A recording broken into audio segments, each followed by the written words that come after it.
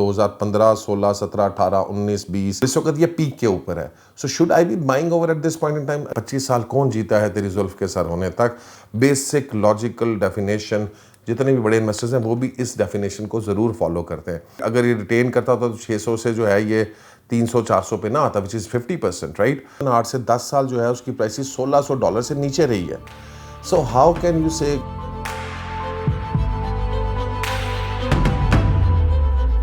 बिस्मिल्लाहिर्रहमानिर्रहीम, अस्सलाम वालेकुम गाइस। आज हम बात करने जा रहे हैं गोल्ड के बारे में और it's a very interesting topic. Basically जो मेन पर्पस है मेरा वो ये बताने का है कि जी कि gold is not a secured investment जैसा कि हम बहुत सारे लोग समझते हैं।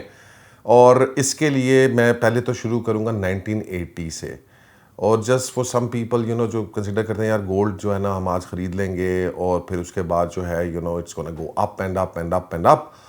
No, that does not happen और उस तरह नहीं होता। तो लेट्स टॉक अबाउट 1980 से, क्योंकि एक साइकिल शुरू हुआ तो मैं इसलिए वहाँ से शुरू करना चाहता। 1980 में गोल्ड $614 का था, फिर 1981 में 459 का, एंड देन मज़े की बात यह है कि for the next 25 years gold जो है वो 300 से इस 400 के अंदर ही रहा है। अच्छा, ये this should be enough, right. 2005 तक 25 साल तकरीबन गोल्ड जो है वो 300 से 400 के दरमियान में रहा है, and this should be enough to जो बर्स्ट द मैथ कि जनाब गोल्ड जो है वो ऊपर ही जाता है। हाँ, एक बात ज़रूर मैं मानने को तैयार हूँ कि जी कि चूंकि हम पाकिस्तान में पीकेआर में बात कर रहे हैं और पीकेआर के अंदर जो है पीकेआर की एक डिप्रिसिएशन हो रही है, तो उसके अगेंस्ट गोल्ड की परफॉर्मेंस आप कह सकते हैं कि जनाब बिकॉज डॉलर ले लें या गोल्ड ले लें।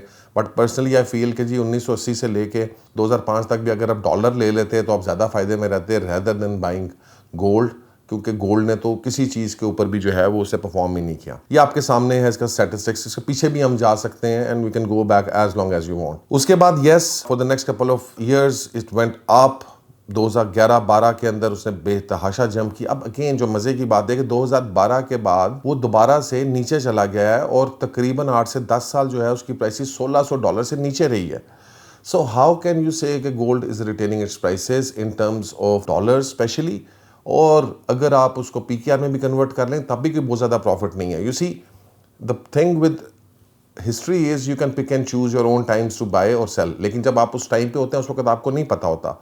सो यू सी, अगर आप इस चार्ट को देखें तो ये कोई 2012 का चार्ट है, राइट, ये वाला जहाँ पे मैं अभी पॉइंट कर रहा हूँ। अब 2012 के अंदर ये 1600 कुछ डॉलर का था, ठीक है, और उसके बाद जो है अगले 2020 तक ये जो है ये नीचे रहा है और 16 से भी नीचे चला गया, और उसके बाद येस इट वेंट अप, ये जो अभी के आज के स्टैटिस्टिक्स हैं, और फिर इसके बाद 2021, 22, 23 के अंदर इसने कुछ गेन किया। So here you can see the years as well. 2011 और 12 में इसने अपनी पीक को टच किया, फिर 2015, 16, 17, 18, 19, 20 में ये नीचे रहा है, फिर 2021, 22, 23 में अब ये दोबारा से अपने टॉप को हिट करा। अब जनरली अगर मैं सिर्फ और सिर्फ एक ट्रेडर के हिसाब से भी देखूं तो मैं इस वक्त अगर गोल्ड की प्राइसेस को देखूंगा तो मुझे ये नज़र आ रहा है कि ये अपनी बेतहाशा पीक के ऊपर चल चुका है। This is the highest price gold has ever reached in the history, और इस वक्त ये पीक के ऊपर है। So should I B buying over eight this point in time? Again that is questionable. एक दोस्त ने बड़ा सा पूछा कि जी आप रॉबर्ट कियोसाकी को फॉलो करते हैं और रॉबर्ट कियोसाकी इस वक्त कह रहे जी गोल्ड खरीदना चाहिए। मैं I do follow his logic but I don't follow his trading. May be he has a lot of gold he purchase जो उसने 2015-16 के अंदर 17 में परचेज किया था, और अब he wants to sell it over there.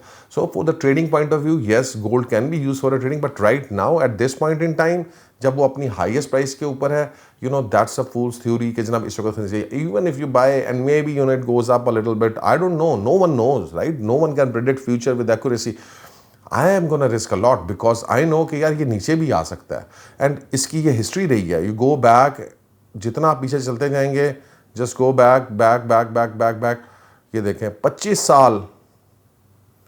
साल गोल्ड जो है ये अब 92 से है मेरे ख्याल, इसके अंदर मेरे पास इस चार्ट में I can't go back, but यहाँ पर आप देखें 25 साल जो है ये 300 से 400 के दरमियान में रहा। और ये 25 साल में तो कितने लोग आए, कितने लोग मर गए। 25 साल कौन जीता है तेरी जुल्फ के सर होने तक? If you are trying to save gold के मैं उससे अमीर हो जाऊँगा, तो भाईजान आप सिर्फ और सिर्फ जो है ना वो एक you're living in a fool's paradise, and that is not going to happen. हाँ, अगर आपने गोल्ड जो है वो 300-400 पे बाय किया होता 2000 के अंदर और आप 2011-12 में बेचते, yes possibly that was a good trade, और फिर आपके पास बहुत ज़्यादा आपको गोल्ड चाहिए था, फिर उस बहुत ज़्यादा जो है गोल्ड के ऊपर जो है आपको स्टोरेज भी करनी चाहिए थी, वो कोई 10 20 30 तोले से तो आपको कोई फ़र्क नहीं पड़ने लगा। तो देन उसकी स्टोरेज कहाँ पे रखते हैं, फिर उसके थेफ्ट के इश्यूज़ हैं, फिर उसके जो है कि जनाब उसके ऊपर अगर आपने ज़कात देनी है, आपने उसके ऊपर फर्दर इन्वेस्ट करना है, तो then all those things come in to play. और दी स्मॉल थिंग्स जो भी आपको शायद छोटी लग रही हैं, लेकिन इतनी बड़ी क्वांटिटी का गोल्ड को सिक्योर करना, उस गोल्ड को जो है क्या कहते हैं फिर इतनी देर तक रिटेन करना, उसके ऊपर इन्वेस्ट करते रहना, तो obviously those things are gonna come into play. I am not going into detail कि जनाब कितना उसके अंदर जो पैसे लगने थे आपके, but it does not make sense to me, not none of it does, and people keep investing. और सिर्फ आपका बिलीफ है। So let's imagine, let me ask you a simple question today, what happens अगर आज तमाम के तमाम लोग पूरी दुनिया के अंदर ये फैसला करें कि गोल्ड इज वर्थलेस, तो गोल्ड किधर गया, right? It becomes worthless, because ये तो आपका बिलीफ है। गोल्ड की कोई ज़रूरत की चीज़ गोल्ड नहीं करता, राइट? फॉर एग्जांपल सरिया है, सीमेंट है, ये जो चीज़ें हैं आपकी जो आप जो कंस्ट्रक्शन में यूज़ करते हैं, प्लास्टिक हो गया, जो भी कमोडिटीज़ होगी, बेसिक कमोडिटीज़, वो सारी बेसिक कमोडिटीज़ की यूटिलिटी है। गैस की एक यूटिलिटी है, नेचुरल गैस की यूटिलिटी है, पेट्रोल की, डीजल की, इनकी चीज़ों की यूटिलिटी है, and they may very along with the utility, और वो यूटिलिटी रहेगी, वो ज़रूरत के मुताबिक बढ़े। But gold is something which is purely based on a belief that it has a value and it has to be used as a currency, and that is why it has a value as such, और उसकी value इतनी ज़्यादा increase होती है। So the day if the people decide that gold is no more currency and gold is no more worth anything and of no utility, it becomes automatically worthless. That is why आपको gold के अंदर इतने ज़्यादा prices ऊपर नीचे जाते हुए लगते हैं। Robert Kiyosaki is an investor himself, right?